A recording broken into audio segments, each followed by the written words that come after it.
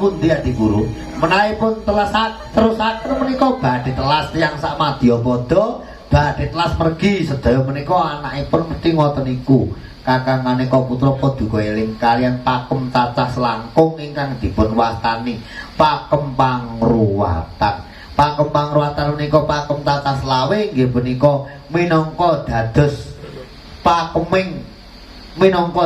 pakeming pangruwatan kinarya ndamel ngitari sukertaning lari kala wau Paduka nimbali Dewata Nawa supados nyecakaken cara-caraning pakem pangruwatan. Wah, lega golek mangan tak dawuh Adi Guru.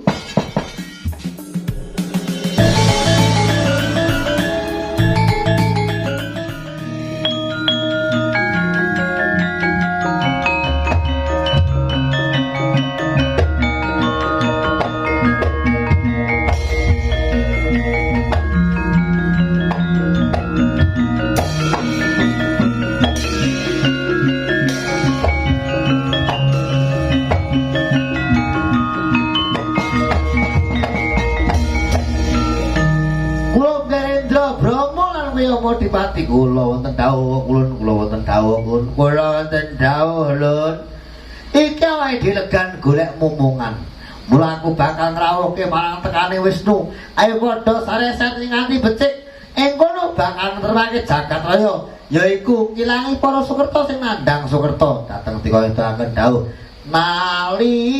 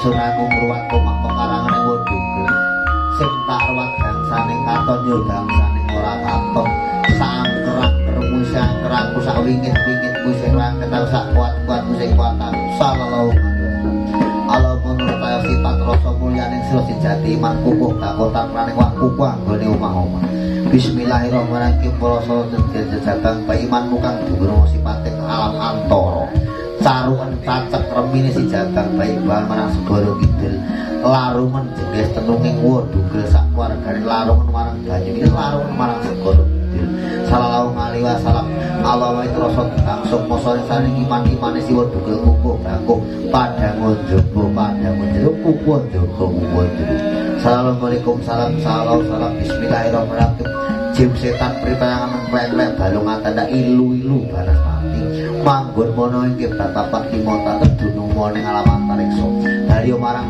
asal raja bisa ganggu gawe marang keluargane wudugel anak putune munggahe nyang anak putune wudugel sing jenenge Sitam Sitin lan Surakto ilang apa-apa cintrakane dicek remine kusel suker walre penyakite bisa waras bisa ilang blas sampurna lepakno guna kae teguh rahayu sakit sane ngalah aja sira ganggu gawe sira ganggu entuk sikune dane dalan ngomong sopan arep padas ayo ayo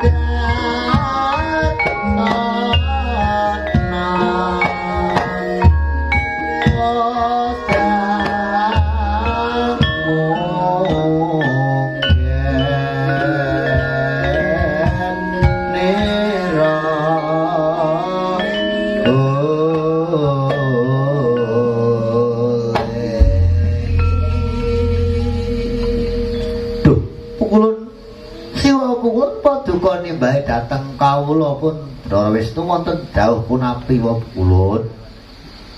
Kulun Gar Wisnu sawise kowe tak aturi rawuh ana ing Kayuwangan ing Salaka kene ya ning papan kadiwatan kene.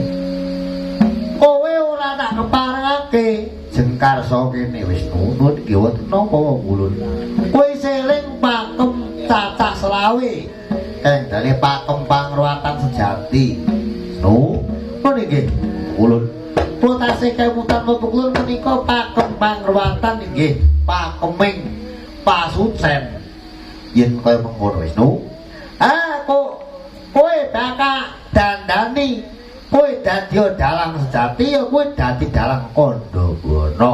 Lan kowe Brama nuwun nggih wonten kowe dadi srati ning dalang ya kuwi kowe bakal dadake panjak klantung wulung lan kowe Bathara penyarian lan kowe Bathara Temburu kowe macak dadi panjak penggender lan kowe Gerindra kowe dadi penggender wadon jeneng Kyai Sruni ya Kyai Asem Sore lan dadi panjak klenthung wulung gawa dembung lawan kendhang kanggo netepi darmaning asepuh ngruwat dikakala sing temeba lan sing urung temeba ya Ger.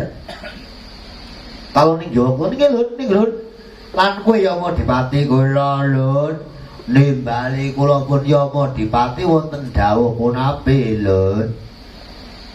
Jeneng sira nak pasrai nusupa bangsaning Bajul Barat Jim Setan pripayangan klek-klek balung akandak gagalno para Jim Setan sing bakal ganggu gawe karo derma manungsa kang tanpa dosa lan tanpa salah kuwi dang-dangono ya Yamadipati niki Lun. Kula namung sedika ae enggal selak para esuk wektune selak padang ae enggal maca dadi dalang Kandabana ya Ger Wisnu lan kowe Bayu.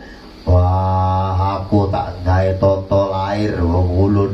Yen aku nganggo tata lair tak nganggo caraku dhewe anggonku ngendhek-endhek laku ning Bathara Kala ya.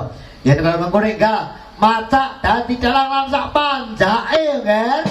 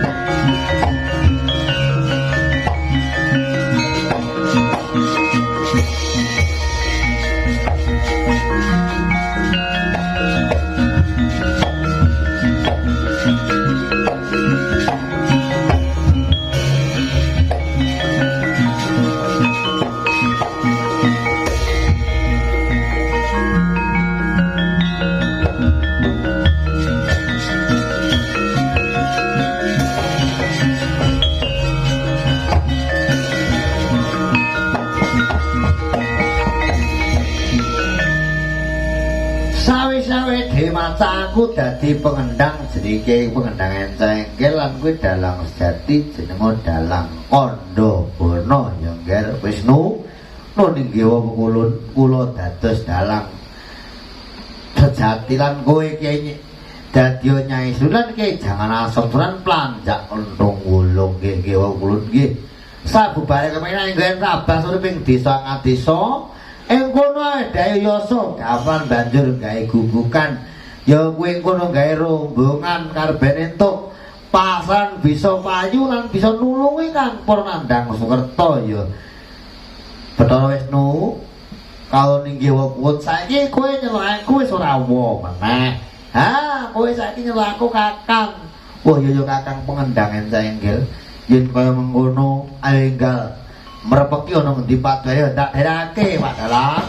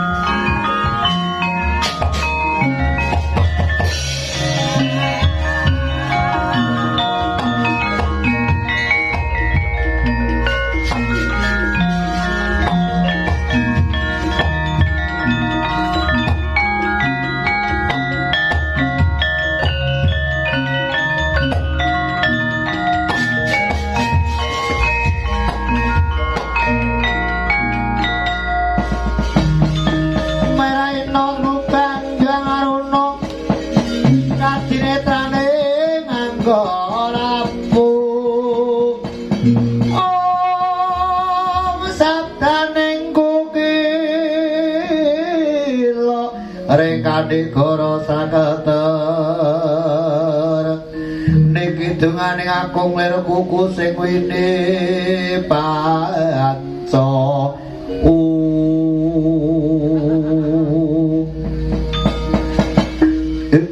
ladala sawise aku lelaku ana ing papan kene dhewe iki ana pawungan kang cekutrang gedene sak sapi jerum jenengmu sapa kowe yen tabu marang aku jenengku Tuna Bapa. Kowe disebut Tuna Bapa kuwi karepe piye? Merga aku iki sing wis ora duweni bapa, ora duweni biyung, aku ana ing ngetengan 3 sasi ditinggal mati karo wong tuaku lanang. Banjur sawise aku lair mbokku mati kunduran, plane aku jenengku jenenge Tuna Bapa. Yen ngono kowe bocah lolo ya aku ora duwe sapa-sapa iku ijen entuk mangan.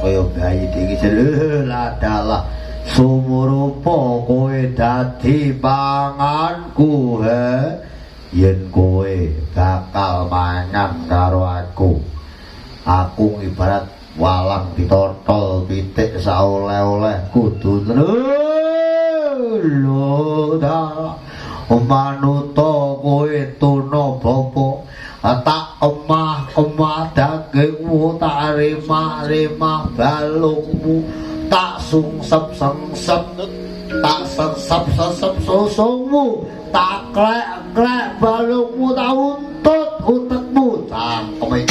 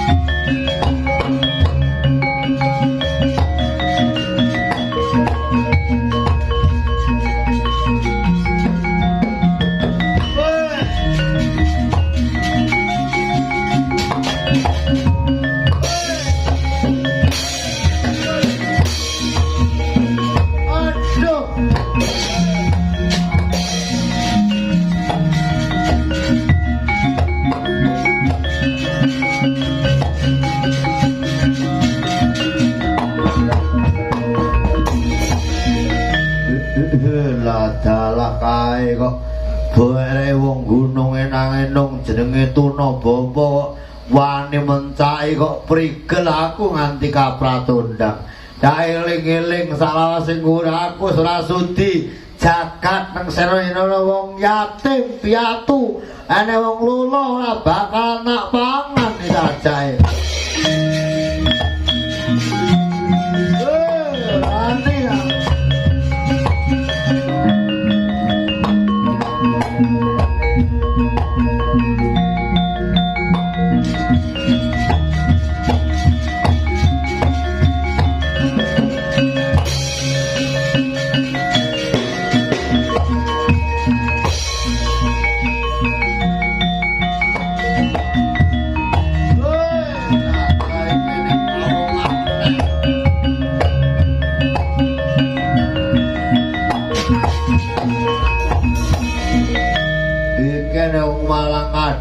kene iki jenengmu sapa yen kowe takon karo aku jenengku Bapa Tuna kok ming diwalik kono mang jenenge Tuna Bapa iki wah tunggale trondolo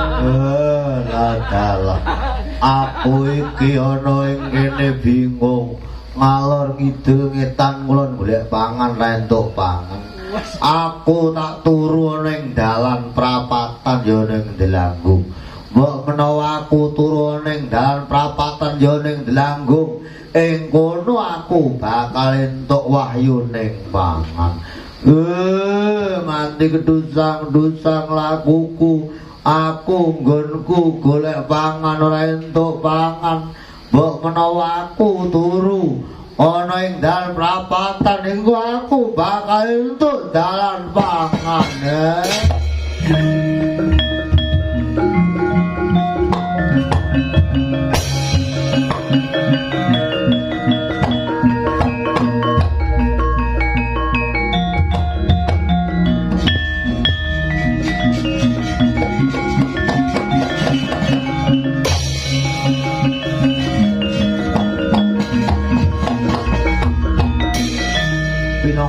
kanggo gelaing lakon dungenge mbahku biyen nalika semana Bathara Kala jarene mbahe kuwi turu ning dalan prapatan nyegati Delanggung nyegati bocah-bocah nang mangkat sekolah mangkat dolan mula ana ing prapatan wanci bedhug-bedhug maca syahadat utawa maca donga supaya bisa slamet ning alam satwaka. Ora kataritake Bathara Kala anggone tapa ning dilanggung ganti ingkang winursita ora kaya ning Setriyan Giri Manik ya ing ngongkon Slagayama pertapan Giri Manik puku ana ing papan kono ning desa Setren ana paungan kang awasta kaki buyut wangking katenggan ingkang wayah Mas Joko jatus mati nalika semono jroning awan-awan wancine wis sandyane siriping Sarengyang Surya. Joko Janswati ngadhep nggih nyapa wejangan sinambi ngetne panjang ilang ana ing kiwa tengen kelir.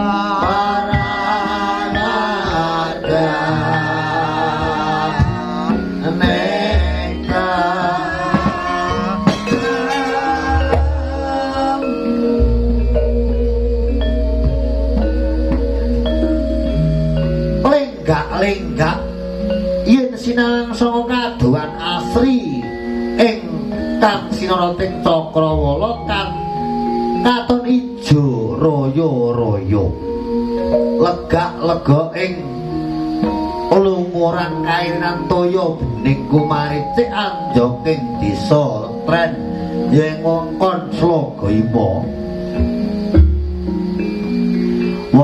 wonten ing mriku nggih wonten sak andhaping Gunung Semar ya kang sinebut Gunung Jurang Gosong. Ana pertapan mata kang asri kinarya kangge jujukaning para anak putu buyut canggah nyang wareng. Lah enten ingkang pangarsa wonten ing papan mriku nggih sipating pandhita kang kondang mengonang-onang nggih Kyai Buyut Tapa Wangkeng ya Mbah Buyut Wangkeng. Ana wong kon Setriyan Giri Manik ya kon Slagayama ana wong kondang kang manggon ning pertapan Giri Manik kang awasta kaki Buyut Tapa Wangkeng. Kadhep putra Buyut anenggih Raden Mas Joko jatus mati ing wangkil enggah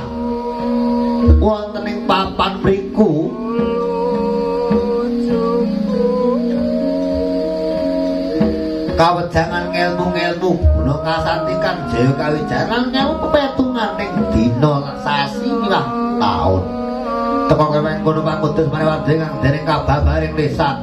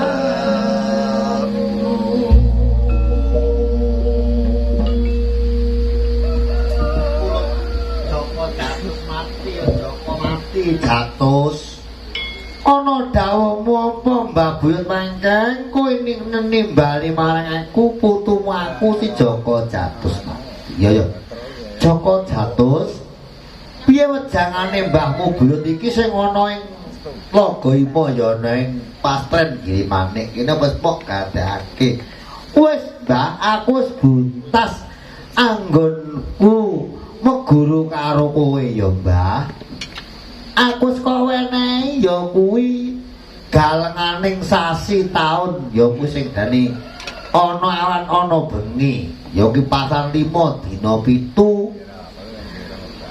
sasi 12 taun 8 Indu 4 dawa 9 jam 10 nganti genep yo Mbah Ben Mangkeng oh iya Joko Jatus kalamun wis genep babakan nomeran barang kowe wis mok gatekake Joko Jatus wis Mbah Buyut nomor kuwi ana nomor 5 nomor 6 nomor 4 nomor 1 nomor 7 nomor 3 nomor 9 banjur nomor 8 ya nomor 6 kuwi maknane apa Joko Jatus nomor 6 kuwi maknane ngene Mbah Buyut nomor 6 kuwi sing drani ya kuwi gisir banyu lho Joko Jatus mati yen nomor 5 kuwi sing drani gisir angin kuwi nek ge mantu ya becik ya apik Joko Jatus ya Mbah yen nomor 4 kuwi drani ya kuwi endang kubur ya sing drani kala luweng ya sing drani nastaliwangke kuwi nek ge mantu ya bebayani Joko Jatus mati ya Mbah Buyut aku wis ngerti Mbah Buyut Mangkeng banjur ana meneh sing diarani ya kuwi nomor 1 ya sing diarani gisir gaman kuwi nek nyambut gawe mantu yen apik sakjroning sedina kuwi ora ana apa-apa ning sakjroning dina ana wong recungan kuwi bisa bacokan kuwi sing dene gisir gamen nanging yen nggo mantu ya apik wae Joko Jatus ya Mbah nomor 1 nomor 7 kuwi sing diarani gisir geni. Kuwi gisir geni kuwi nek nggih mantu kuwi ya kena ning ora mesti akeh sing nggunakake, jarang-jarang sing wong ngetokake Joko Jatusmati. Banjur ana meneh sing diarani nomor 3 kuwi gisir setan ya turun druwa. Kuwi nek nggih mantu ora kena Joko Jatusmati ya Mbah Bwe Panceng. Banjur ana meneh sing nomor 8 kuwi petake pasung dari kuwi ora kena kanggo mantu Joko Jatusmati. Banjur ana meneh sing den aranan ya iku lakuning nomor kang nomor 9 kuwi sing diarani gisir malaikat Joko Jatusmati. Ya Mbah Bwe Panceng tak rungokake janganmu karo aku ya Mbah Bwe Panceng. Kuwi mau kowe keprungu tak jangan nama-nam janur sing ana kiwa teken kelir kuwi jenenge panjang ilang.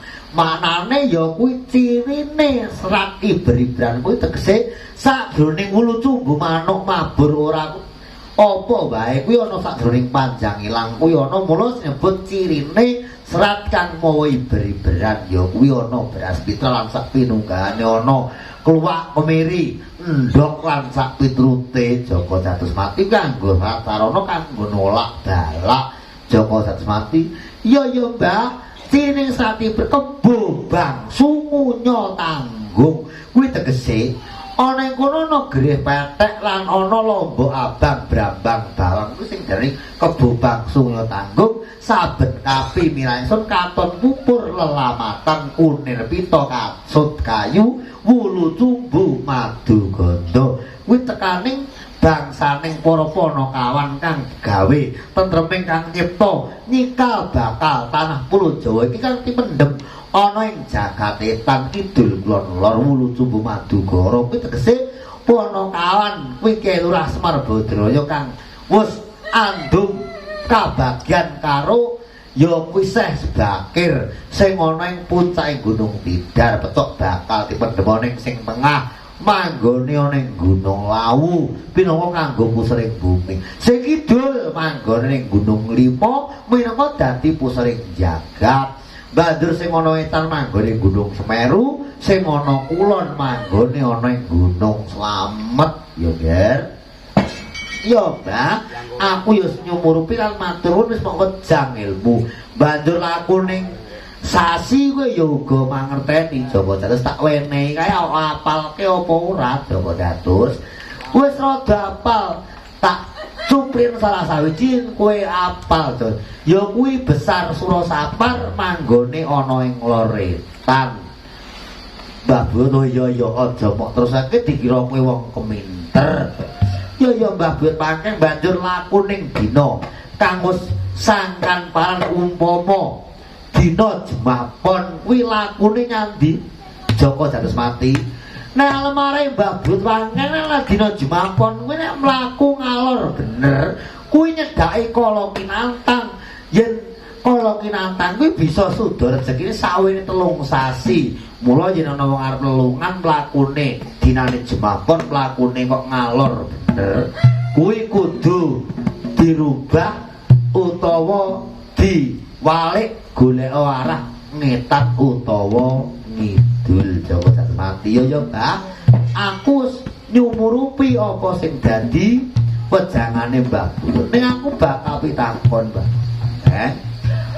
Aku iki wong lolo, ting-ting kebanting anak tunggal lan duweni dulur tanpa kantha, tanpa kanthi. Aku njaluk diruwat Mbah Bwe mengono ngendi dunung ing pangruwatan Mbah Bwe Panceng. Ya Joko Jatusmati. Kowe munggah ning puncahing Gunung Lawu, adusa ning Tlaga Madirda. Manggona saerene Gunung Lawu ana kulone ya kuwi Grojogan Sewu, Tongkon Tangmangu, Kecamatan Karangmangu, Kabupaten Karangpang, Karanganyar. Ya kuwi ana ing sak cedhaking desa. Ngadesa Desa Guyon Ngulon ya kuwi sing ana ing Tlaga Madirda. Ing kono kanggo papan pasucen kanggo ados wong Sukerta wong ting-ting kebanting untang-anting wong uger-uger lawang kuwi yen dina kelairane nyuwun kono adus Tlaga Madirda kuwi ilang sukertane Joko Jatmati. Iya ya Mbah Buyut Pangking syarate adus nyang Tlaga Madirda kuwi apa Mbah Buyut Pangking? Yen kowe ora percaya para yoga-yoga kuwi ora percaya buktekno nyang Tlaga Madirda wewengkon Karanganyar, Karangmangu, Karangpandan kuwi ana to. Kuwi ana tlaga kang wening tirtane mubal sumbere ubahan kuwi kena kanggo ngilangi Sukerta. Nggawa pecok bakal takir mlontang tak sangoni munggah nyang Gunung Lawu adusana kono Joko Jati ya Mbak. Yen aku kudu adusana ing Tlaga Madirda. Pamong kurung-kurung aku anake wong loro ya Mbak. Aku tak adus rono arep langsung ya Jati. Duga-duga dika ngati-ati aja padha tak sangoni. Pecok bakar takir mlontang mangkato nyang Gunung Lawu Joko Jati.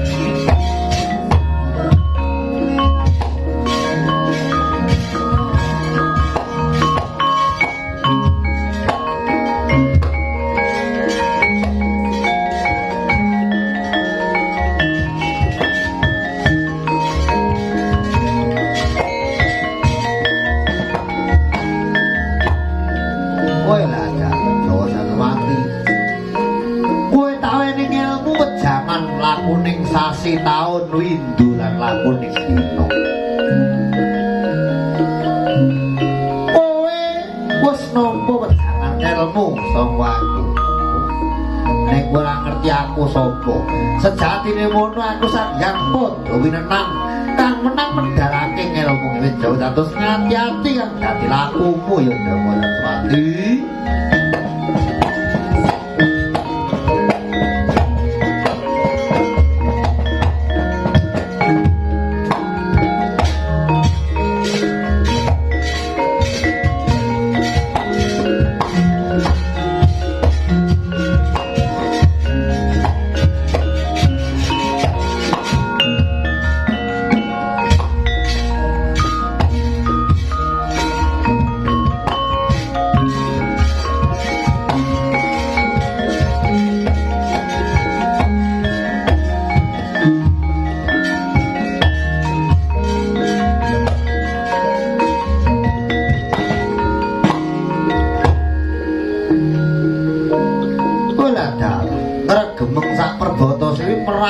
untune gedene sak lengen-lengen kuwi ora kleru iki dawuh Mbah Joko. Mbah Buyut Pangking. Joko Jatmati dadi panganing Bathara Kala mergo aku anak ting-ting kebatik ya anak lolo tak konto tak nganti. Sadurunge kowe mangan aku Bathara Kala kowe turun ya prapane enak kawek tak balang takir mluntak lemes kan dadi otot bayang. Aku munggah marang dadamu manjing ana klamu tak putung-putung tanganmu tak serimpung sikilmu teteli tak betot ilatmu tak gerumpung irungmu mati kowe Bathara Kala.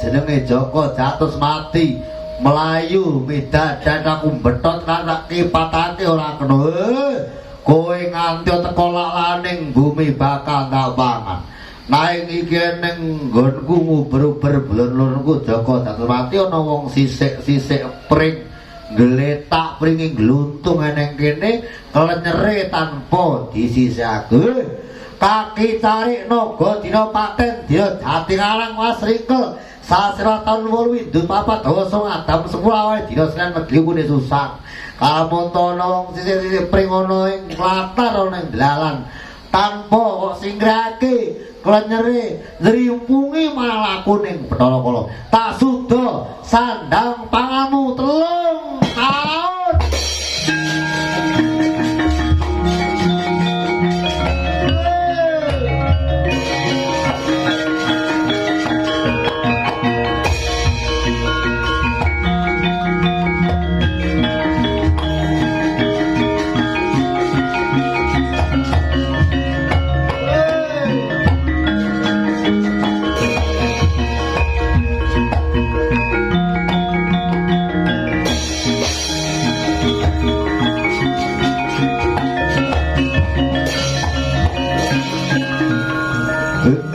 taun ladalai kene wong beduk-beduk nukang garapane sating pececer ora diringkesi iki watake surat karo dugil iki nukang iki prandra diringkesi eling-eling kaki tarik naga dina paten jati karang wasringkel surat tarul disekado ngadam 10 hari dina Senin Legi kune susah kalamun to kowe nukang alat berantimu ora kok ringkesi tak pidak melesat nek awakmu dadi penyakit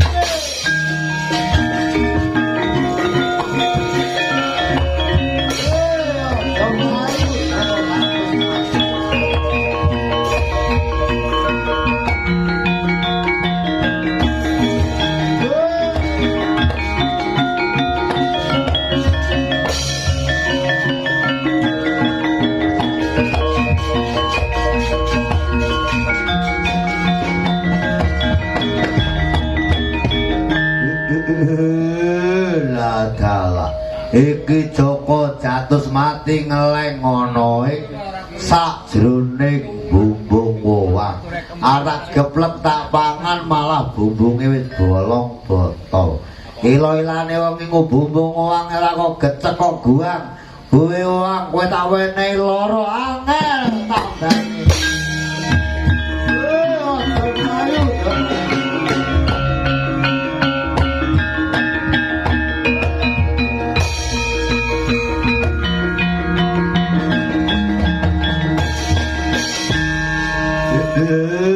Joko Jatusmati ngeleng neng omah sing wis 8 dina jenenge ora dikek keong kuwi jenenge keong klopo. Arep tak pangan Joko Jatusmati ngeleng blusuk jroning omah awakku ora sedeng ngeleng jero keong. Tak gelem tak tubruk wae eling-elingan kaki tarik naga dina. Paten dina jati ngarang wasringkel sasra taun 8 Windu papat dawa 9 adam 10. Awane dina Senin Legi kune susah. Kalau monton yang gue gawe wong gawe omah keong yang melompong wis genep 8 nyurati kayak keong engko tak tubruk ambruk saumah ayu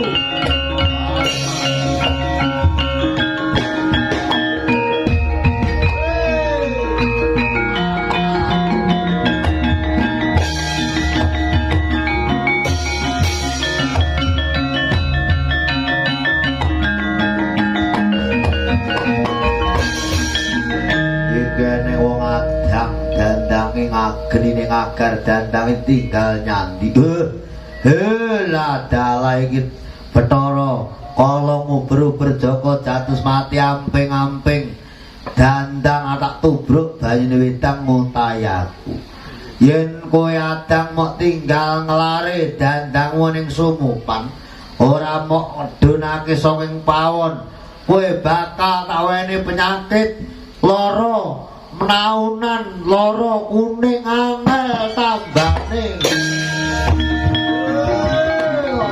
ayu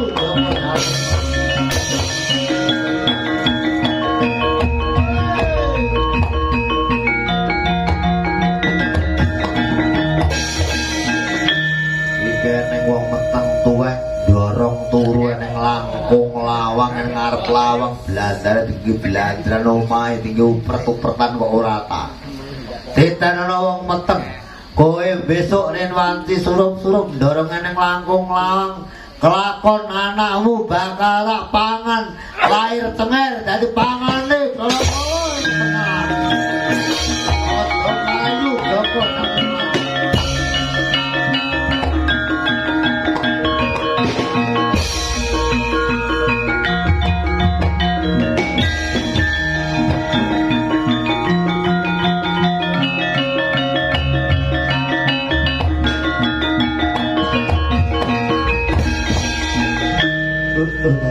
aku kaya ngene sing dadi lakonku nganti keplayu-playu ana ngendi dununge uripku para kala apa isih cedhak apa adoh aku nganti bingung nganti dusang lakuku anggonku goleki lakuning keslametanku aku dioling karo Mbah Buyut Wangkeng kalamun tono aku sing bisa slametne aku kudu goleki dalang sejati kan dalang kondo kono. Dalang kondo kono ngendi nggone ana ngendi omahe aku ya ora ngerti aku nurut talas gong liwang-liwung. Aku nurut tegar pratenan ning upret-upret karo rusak tandur tuwe wong tani. Aku wedi yen nganti dadi salahe. Kae swara apa ya kae? Sedak kae kok kaya swara krungu swara gamelan utawa gender. Kae kono wong gender kae swara gender tok kae kaya nabuh ladrang pangkur gendere kae gender tok lho kae liyane padha nyandi apa turu oh lah kae saya cedak sing gender ngruwangin pengendake acak engger sing gampang barang apa luwe jane nek ora ditabuh kae saja ngopi bala lha kae so cedak kae ning omahe dalang ngoki aku sak tulung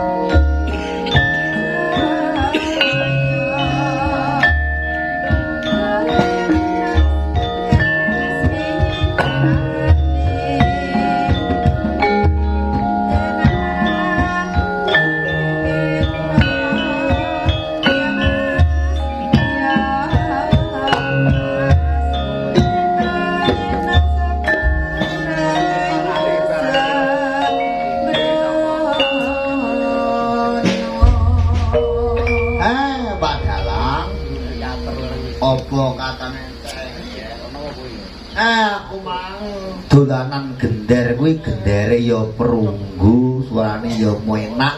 Aku nabuh gending pangkurke tak nanging-nanging kok ya penak ya Pak Dalang. Ya Kakang Encenggel yen ana awake dhewe padha gegladen sing tenanan. Para yoga-yoga mburi kabeh. Iki ngantuk apa urung? Wah, nek engko nek nggih sarapan urung mateng dinteni sik ya, Lur. Ayo latihan dhisik gen pinter gen payu lenak gawe kesenian iki ya, Lur. Muga-muga iki rombongane iki tak jenenge rombongan manunggal aras. Ya rombongan manunggal rasa. Iki besok nabuhi dalang Kondobono ki laris ya, Lur. Ya, laris. Iki ayo latihan dhisik wong isih panjake isih pekok kabeh. Ya, ngono iki gambane. Iki aku ora nyemoni yoga. Kuwi gambarane biyen ki dalang Kondobono kuwi isih yasa panjak. Ra ngono to iki gambarane. Wayo latihan. Aku njaluk Nyai Sruni kula, Lur. Nah, ayo sindene ganes-kenes ora ketang tuwek. Kula menika nggih sinden dereng saged lho kula. Iya ya latihan. Kula menika yogane yoga pekok kok kula. Yoga pekok kuwi ora ana artine to. Kenthung wulung ya yoga pekok tegesipun pripun. Nah, yoga pekok kuwi nabuhe nek wis nganggo sangka. Pengendange jenenge Encenggel, metu-metune jengkel-jengkel di dunia encek ngono lho. Ora kok pekoke mati beda lho pekok karo goblok kuwi. Latihan iki trae piagane ya gawe latihan jajal. Ayo latihan ya, Lur.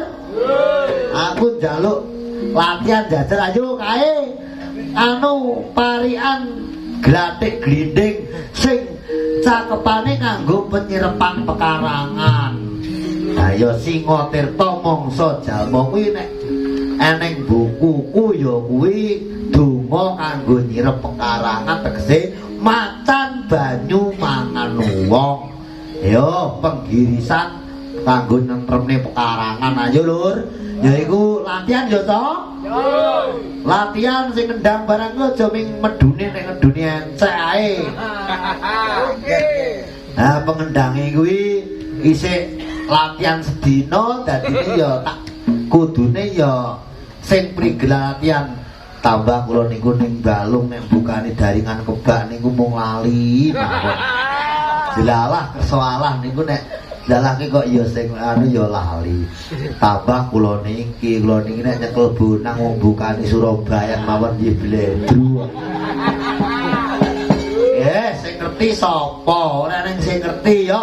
Iki ming adege dek iki jejeran iki. Kuwi mau aku ora kok tegese mengkok-mengkokne panjak. Kuwi ora ning gambarane iki jejeran iki jejerne dalang Kondobono isih babat gawe panjak ra ngono to, Lur iki. Lah, etok-etoke yagane isih goblok, isih urung iso, mula etok-etoke iki latihan. Ayo. Latihan jineman glantik glinding. Melu ya ora apa-apa sing goblok. Kino pita. Cakepane mboten niku. Sing donga cakepane donga kangge nolak bala utawa kangge nentremaken penyirep pekarangan Singatirta mangsa jalma niku donga lho niku. Mula tendane wadon jambesru mboten sro lho nggih. Wadon jambesru kacipta cundhuwa kembang mlathi. Wong niku nek wis dikalungi kembang mlathi wong niku pun mati. Ngoten to monggo. Singatirta macan banyu mangan wong nganggo nyirep omah pekarangane Mbak Dugel.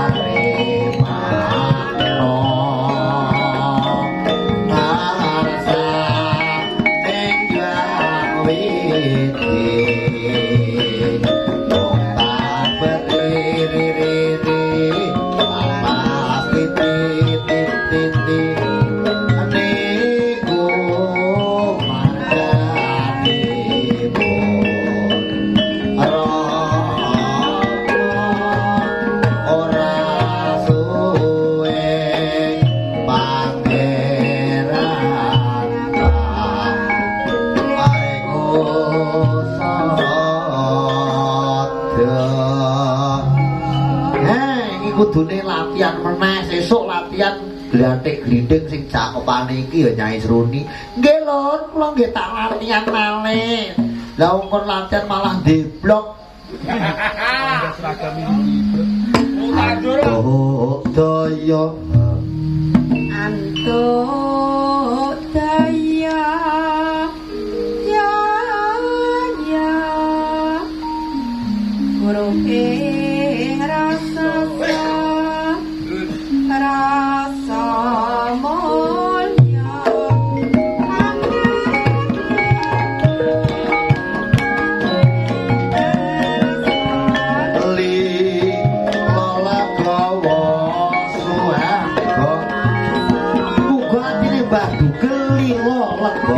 Supaya dia kata Maswala aja nganti dirasa sumelang lepet digawe padhang cinakno ing wewenang sawenang-wenang kang tulus tegese suci sendal bali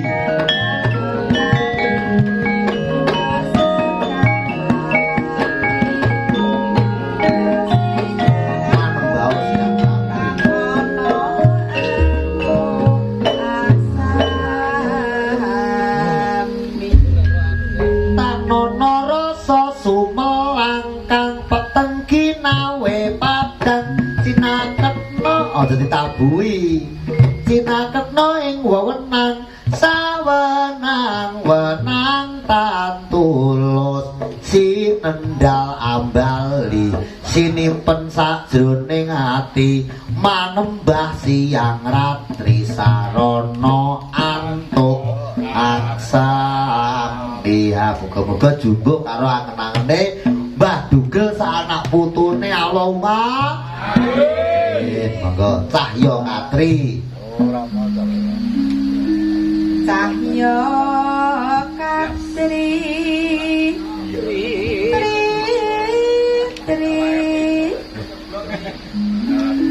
wis nyawit cici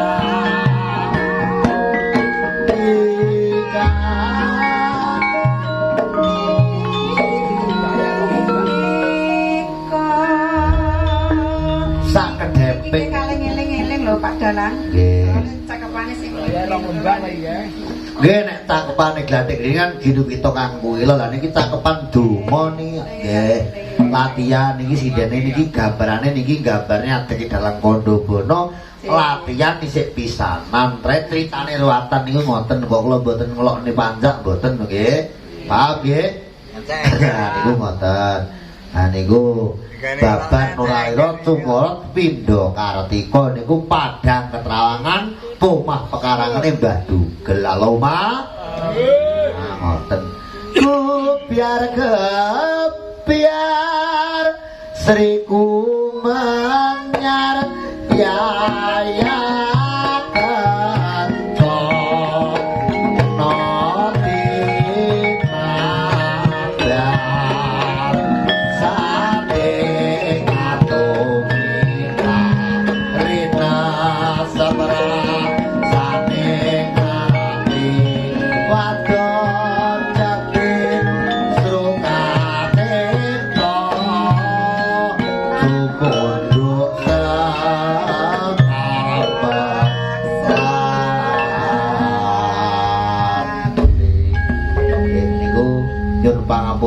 jenengan mugi-mugi antuk nugrahaning Gusti Allah sing Maha Kuwasa cakepan sing enten menika gebyar-gebyar Sri Kumenyar Yayah Kencana Binabar sadengah tumitah rumesep rasaning ati wadon jambe sru kacipta cumundhuk Sekar Melati ngoten Nyai Sruni nggih niku donga nggih mugi-mugi saged rahayu ing sami kala panjang manunggal rasa bisa kumpul meneh ayom ayem tentrem maloma. Amin. Pak Dalang aku sing teko Pak Dalang.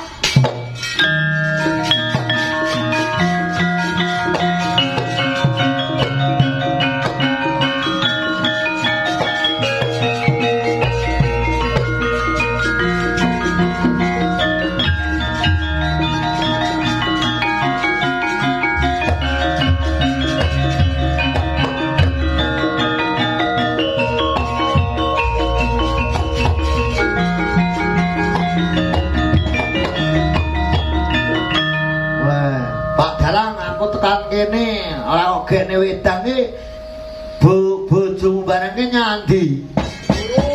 Lah wong aku mrene ora digekne wedang arepne yo cegah. Oh iki nek mboten niki sampean wau king pundi to kok dadak kadingaren dunggah aku iki kok ngomah ngene lho langsung semono ki aku ki arep ngruwat terus masih bodho lemu ngrapeti kabeh nggih Kong menawi panjenengan ngaturi kula ken ngruwat kula sak saged-saged kula nggih ngruwat ya ngono ae aku ora iso nek kon petung oke-oke pokoke sing penting aku iki ngarep ya kuwi arep ngresiki kakangmu kuwi aku arep ngruwat sak ngono to nggih Mbah Dugel kula sak kanca saking paguyuban manunggal rasa nggih laras ngumandhang netepi darmaning kewajiban kula badhe ngruwat paduka ngriri mantuk dhateng Bata Sekar Putih. Kula ing mangke badhe ngruwat wonten dalemipun panjenengan mugi-mugi ngantos dinten ingkang dipun takdiraken saged rahayu ning riyo. Aku masih bodho kowe lho pokoke.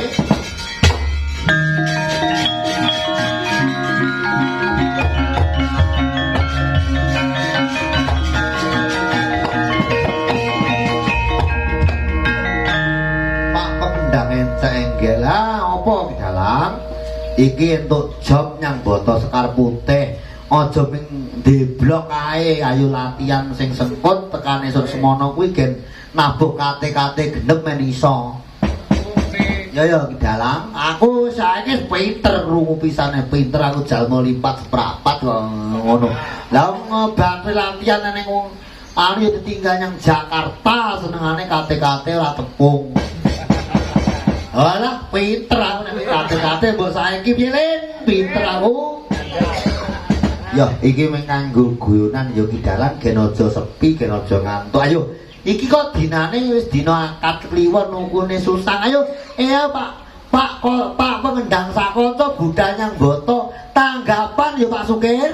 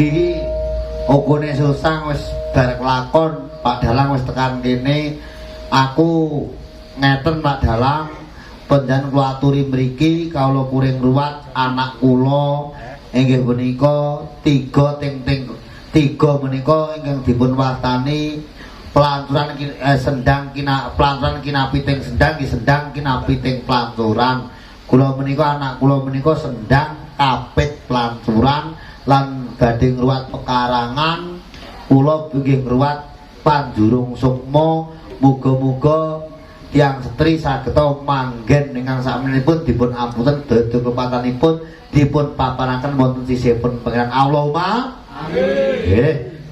Nggih Pakde Dugel kalau mung sedemi pakon panjenengan dinten menika nggih dinten pilihane panjenengan yang badhe ngruwat wonten ing mriki kula nglantaraken kula badhe inggih punika nyuwun pambiyantunipun yang Begawan sampurna jati wontenipun cahing Gunung Dieng menika kula badhe nyuwun sabiyantunipun supados ngruwat wonten omah pekaranganipun Pakde Dugel sak gotrah kula wangsa. Pak Dugel sakeluarga nuwun sewu Pakde Dugel sakeluarga.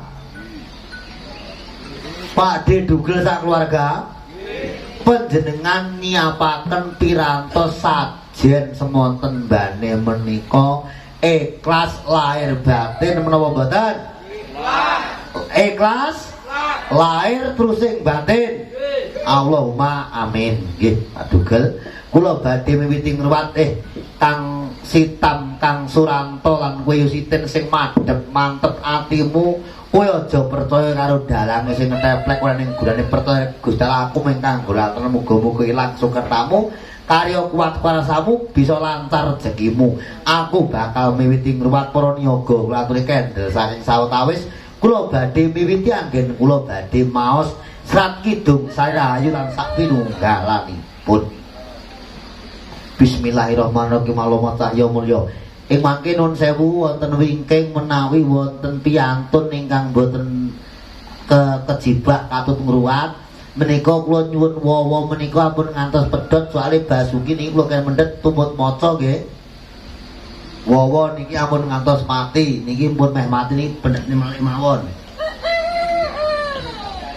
Bismillahirrahmanirrahim. Allahumma rasa mulya jati tunggal iman kuwi maning pengenan aku iman marang ngarsaning dat ingkang maha dat. Bismillahirrahmanirrahim. Kadek-kadekku bumi rasa mulya bumi perti ya bumi pertimah cahyaku cahyaning pangeran kudungku kudunging pangeran ayom pengayom aku ya saka pangeran. Bismillahirrahmanirrahim. Kadek-kadekku bumi pertipahku bawa angkasa kadang kowe bapak paning aku jati wasesa dudu jatining manungsa nang tahan ingkang maha kuwasa. Rahayu rahayu rahayu saking sarana niating sona mbami memang dupa dupaku dupa mulya kusing kang semaka mulya sumutuk saring sarwa tinampan Gusti Allah ingkang maha kuwasa sumutuk saring ipo manungsa suluh dhateng warga loka tumurun dhateng bumi bumi pekarengan kang damel tilem sinten dhateng Pakde Dugel mugi-mugi sageta ayom ayam tentrem boten wonten alangan tunggal punapa sageta sirna sumilak sumingkir gunur retane kantuna kuat kesegane karo popo citrakane loro ning ngesing dibalapane kantuna kuat kesegane sallallahu alaihi wasallam. Ana kidung rumeksa ing wengi tego ayu luputa ing lara luputa bilahi kabeh jin setan datang purun panaluan penungtan mani biwa panggawe ala gunane wong luput geni satemahan tirta maling adotan ana perak ing mriki guwa tutuk tan mapan sirna sagung pancabaya samya bali serataing ngomong amurida wedyase pandulune sakaing braja luput kikiraban sawut sakelir saliring wisata seta kurda nuntut kayu aing lemah sangarsa senging landak guaning wong lemah miring nyang pakiponaning merak pangupokaraning waras saklir nadang arga menyang segara ras teman rayu kabeh sarwa sarira ayu ing idraning widodari rineksa ing malaikat sakataing rasul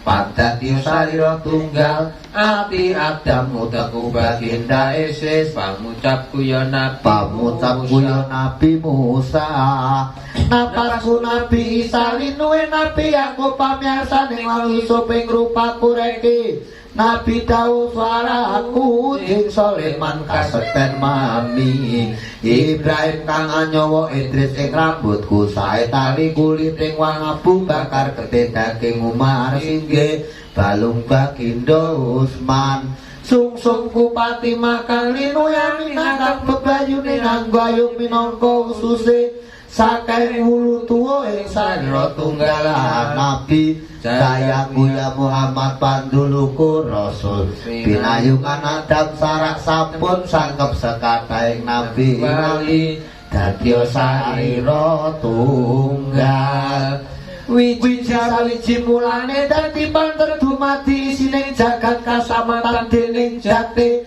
sing mata sing rumu sing anut lawan nyimpen dadi ayuning jasad kinarya sesembur sira wacana ing toya kinarya dusrata tawa gelis kaki wong lara dadi waras lamun arsa tulutan andur nabari poso sawengi sadina idrana galengane watan kidung iki datan ana ombo kang prati lamun sira perang watekno ing sekul atumati kang puluhan kang amangan rineksa dening Hyang Widi kang kering dadi waras lamun ana wong kabondo kaki nyangkal dendolan kabutan utamu awake watan wangi dalu ping selawe wangening singgal luar ingkang birondo kang direndo urung satu sane di ngapura ingkang utang sinauran dening Hyang Widi kang kering dadi waras lamun sira tulus lakoni amutya lawan ana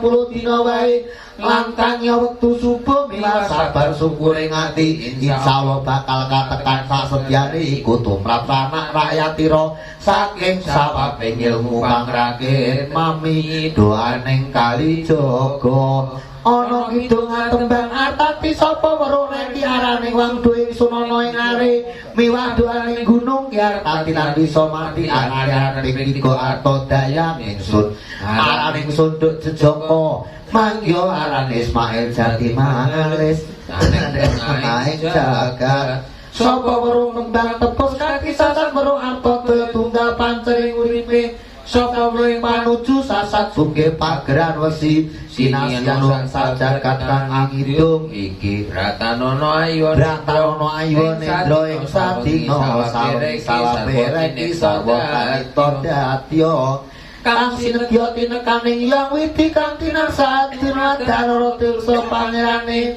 nadyan tan weruh iku lamun setya muja semeti sesati ing negara Anegara iku dumadi sarya tunggal Jatiswara asmara moring artati aran Sekar Jepina Sumaya kang aran Basri melu urip lawan melu pejagatan bisa saparane paripurna satu yen kala waloya jati kene-kene ing kene kono ing pasanganipun jejuluk Andika Suma cahya ning jumeneng aneng artati anom tanggeneng tuwa tinggal ana kang mulane iki nuli eling arane Duk Gesang Dumati Ayang Sukmaku lan semua kembaraku ing asmara goyong tidur mandarpi peparap doa mono iku awayah bisa dolanan aran senantiasa daya sang artati ya risang arta daya dadya wisa mangyo amartani lamun warta temahami saya marmo arta dayane dolagian ing gunung ngalih aran asmara jati awayah temengking tuwa mutipun kinari lunga mangitan Ki Artati anurut kikiring marapi ancik ing Sundara ana pandhita kinarya wangsih pindha kumbangan saping tawang susuane ngendikane lawan kali ingkang mung wekasaning langit jaladri isining lur menyang kikiring punut apa ing kuntul manglayang manuk mabur ulu yang ngungkuli langit puspita pandraing tawang wong angang supikulane wari lawan dunia metan dawang nasenge pinituin kang paniten kum nyanta ana muro binasi bumi kapeta ingkang bawana tiniyuk tanggal pisan kapurnaman yen anenung santet kudu pisanani ikasi gawaning padangan ana kayu apurwa sawiji taun ana pake patapatang ngebrong minggur bune apradapa kekuwung kembang lintang kaloga langit sarian daru kilat surya lan tek sukasi rebun lan udan apa pucuk angkasa bungkah pratiwi kayate bayu putra wiwitane doa nemutan digegodhongan wiwawalan siwang kang binami kabeh tanono jalma kang yen weruh purwaning dadi candi segara wetan angubar karun kayamaning sang hyang tunggal sapa reke kang jumeneng langkung artati aton tengahing tawang Gunung Agung Segara Sandhange teka mengkumbang ana kawula nang atine Gunung Segara mbutur sesa kamangku bumi langit bawang rasa dia kawula iku muja madyaning awian mangarsa ing Gunung Agung sabumi tetandi ing segara jemprayangan padha wedi asih sami asih sekating drubing ngersa siang dalune ingkang anempuh lumpuk tantu mama ing warga mriki kang redya tan raharja sadaya linembur saking kang medyala larut sena kang nedya becik basuki kang sedya waluya siang dalem sing yuang witi sadyane tinakaning sumo kae depan jamake aran kuning kuwi kaliring muja semedi dadi satira mangunali nunggu peparang sante golono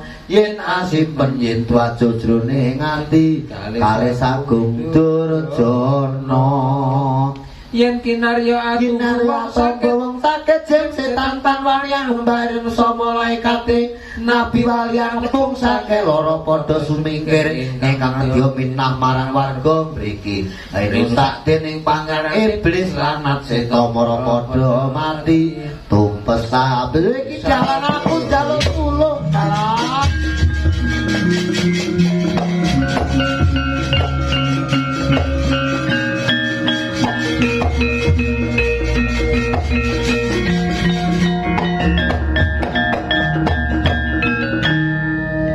dalang aku bocah lolo aku njaluk tulung aku melu ngememalah ruwatan padugel ya dalang Joko jatus mati aja ganggu anggonku maca manggon ana sak mburining klirku karo sinambi njaluk jungkas karben bisa kalih sanggurup ya dalang aku tak manggon ana mburi klirmu ya dalang ya manggon ana mburi kono Joko jatus mati ana kidung sunang idung wengi parangan doa marang minaca sang hyang guru pandange lumaku sang hyang bayu arep yanas mara ning ngadeg pangawan idung karang idung iki ratarono ayo angula nyang lelungan Gusti Gedhing dadi asih setan seta sumimpang sekadaing upas bawa sami lara ruga waluyan mula tulah tanggul kang panggawe duduk karo kawuran sagung setikir angedam madum sadaya tanpa pangkrungu pangutak lawan pangrasa nyang paningaling-galing patekan kati pamersaning malaikat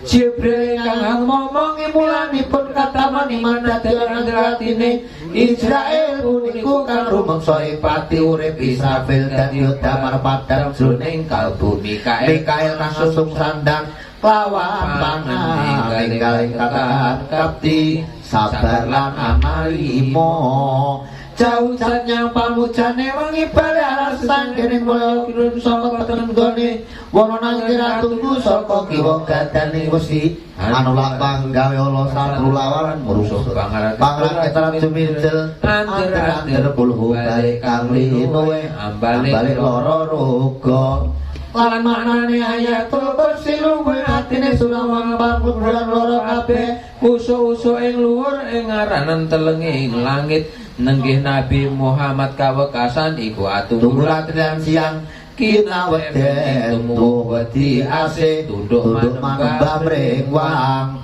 satru mungsuh mundur padha wedi pamit dengan baitul ngilmu wadas tulak balik pangarsane Pang Nabi awe wayu mrangga mriki para nabi wekasan sabda Nabi Daud apetak bagindo amya kinawete seta para padha mati luput ing bisa guna pepayone godhong dukut langit talibar kumendhang taun dirundha tan maton mangke arah gunung sewu jala sutra ing luhur mriki kabeh padha rumangsa angedhangi mungsuhan ulak panggale lara ruga sumingkir langkung anembe kagere dadi waras Gunung Sewu dadi pakir mampi katon murup saking tumingal sena sagung ora kabeh lumut ing tujuh teluk Ranyawa tenung jalenggi mindong bers minggah dadana lulut ya iku Seramatullah Rahman jati kang jumeneng amas jasmani ya risang jati mulya pepayon ing aran rara sumbang sing kang tumingal padha wedi asih ketepo sapari polahe Lelara sena larut tantu momo ing warga mriki kang sangat dadi utawa kang ageting kula tumaraning sifat Rahman iya Rahman rahayu pangarsane niki sarana nganggo metak yen lumampah ingkang amulan tingking singa bareng kang padha rumeksa gajah mento ing murine matan galaing ayun nagaraja ing kanan kering singa mulat tresna marang warga mriki lelembut ing nusa Jawa samya kedhep antulawan teluh bumi ajrih lumayu entar yen sinipun utawa sakale umpas buat ratu milah panjer saking bedhil kabeh jemparing tawak putung tangku mleyang tinibeng siti miwah sauring brojo tantu momo ing mriki tujuh teluh tenung pranyawa padha bali sagung sambang padha wedi madhep-madhep sadaya Wadugel anggonku ngruwat pekarangan isih sawetara iki aku bakal ngunekake ya kuwi unenku sing sangka ing puncake Gunung Kendheng wewengkon Pati yaang peparinganing ya kuwi eyangku sing ana Gunung Kendheng ya guruku sing ana Kendheng sing ajet juluk ya ingkang sinebut Abah Guru Yasin Asori kang menehi aku Mbah Yasin kang menehi aku jenenge Dumaja kang sinebut Idridr Jagat ngrasani ratu ning demit setan pripangan sanga jagat edan kidul kulon kanggo nyirep ya kuwi beka kala omah pekarangan ning Mbah Dugel muga-muga dikabulake karo Gusti Allah aja percaya karo budi ning percaya karo lantaran budi percaya karo Gusti Allah muga-muga dijabahi bisa sampurna bisa padhang kelawan omah pekarangan Mbah Dugel bisa murah sandang murah pangan sak anak putune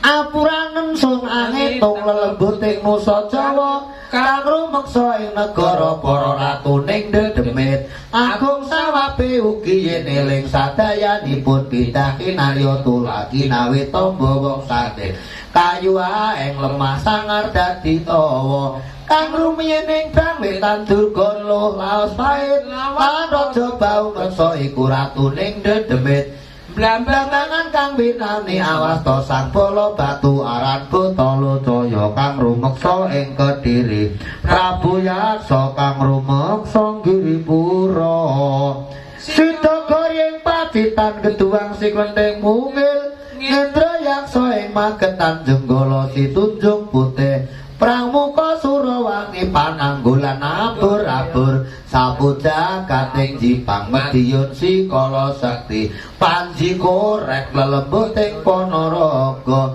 Singa bareng Jagaraga majenang trenggiling wesi matang gunggung garuk bukan kalang jonggol Singasari seringan baru kuping Blitar Sikala Kantung Buta Kurda ing Rawa Kalang Desi Sekar Gambir Carapawur kang rumeksa ing Lamongan Gurita ing Puspalaya Silanco ing Wilang Putih Selamporan ing Balura Panggambiran Kala Sekti Kedung Gedhe Kedung Gedhe Jengki Bajang Klewer puniku Glesem Kala Brahala Sedayu si Cincing Murti Kinjo langkah ing Candi Kayuanganira Semarang Barat ketiga Pekalongan Gutur Geni Patalang si Sambang Yuda Sarwaka ing Sukawati ing Padas Nyai Ragil Jaya Lono ing Suro Duta Trenggiling Tegal ing Kendal si Gunting Geni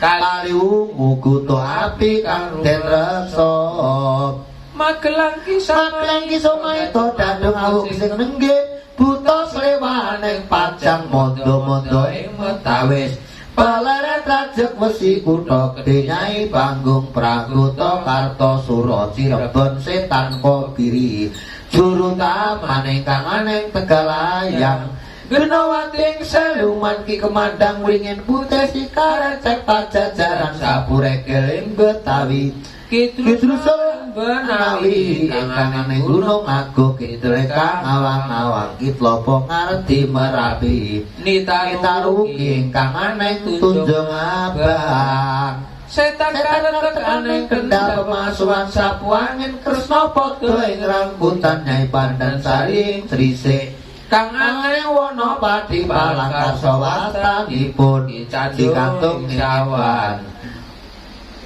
Pelabuhan ki duduk ware buta tukang ingkang aneng palayangan Nira sing bawang ing tidar sikara sekti ki padruksa ing sudara ing jalila arti sumping ngungrungan kasbu murti ikramati rebabu nirbangsan arti kombang Prabu Joko gunung kelir aji dipo gunung kendeng kang den reksa ing posisir si buta kala ing Cilacap sikala sekti kala nada ing banyunya segala aran si prentil banjar kiwewesi kiai korok ing lawanu gunung kendali soro gunung do geni ora Nyai bureng prarang tritis dremba moho ingkang aneh Probolinggo Kikerta sempal golongan kedungan dong minung sari ing jenuhi karung kala ing pengging Banjaran Sari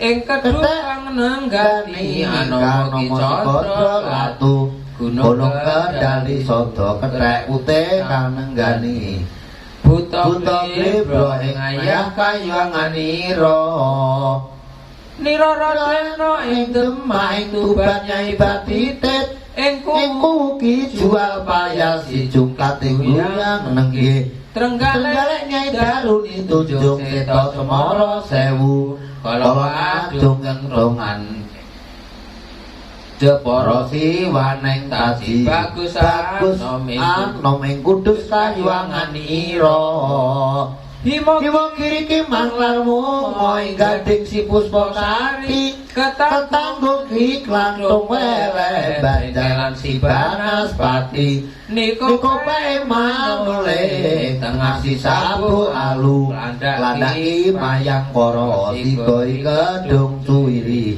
baru kliting ingkang ana ing Darawa yang sonawi ngarga pura ing basi Puspakati cutut dandang ing kartikan kula warga tasih wedi kaliya pawinarni sangga bono aranipun sikesep para pajaraan cing guling kali wening ing Darawa ula welang kang den reksa kang anak kayu ledrian kaki daruna Nyai Daruni bagus sarakan ing ruban Samujaya udan ririk Sitoronggo dalepe sigadung-gedung garunggung kang aneh bojo negara Citranaya kang nenggani Genopura kang aneh Mojopurna kilo kejrangang ing Yowana ing Rembang si Bajul Bali kilender ing Wonosobo Madura si Buta Grigis kang reksa ing Matese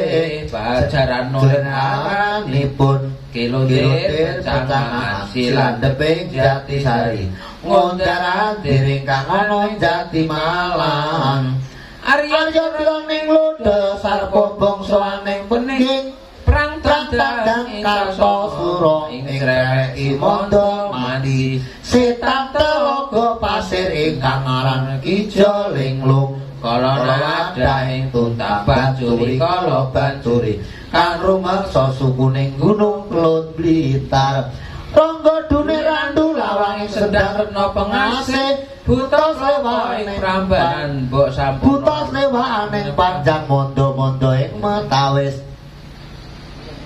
Rangga Dune Randu lawang ing Sendang Retna Pengasih buta klopo ing Prambanan mbok sampurna Gunung Wilis Raden Kelinggang Jati ingkang rumeksa Gajah Mungkur si Gedro ing Salbegat ngamper Raden Pandisari Pakirwaja kang aran Kesumayuda Ki Penthra ing tangan tetep kawit kalangkung kasektenira titiane kuda putih Cakra payungi reki larwaja kemuhanipun pansamya rinajekan respati rajeke besi cemetine patupate ula lanang sinabetaken mangetan ana teka Bali tinulak bali mangitan mangidul panyabet neki loro kraton bali tinulak bali mangidul ngulon panyabetira ana lara teka bali pantinulak mangulon bali kang lara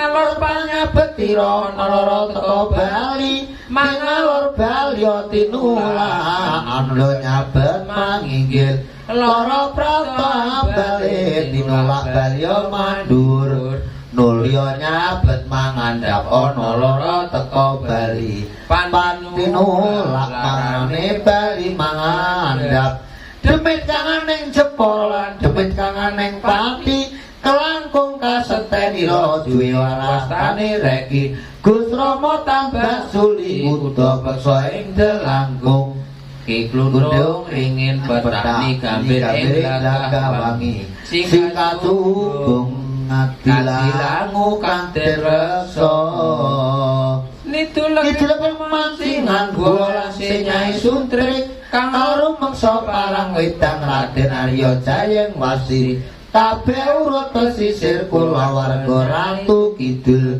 sampun pepak sedaya para ratu ning dedemit Nusa Jawa pauken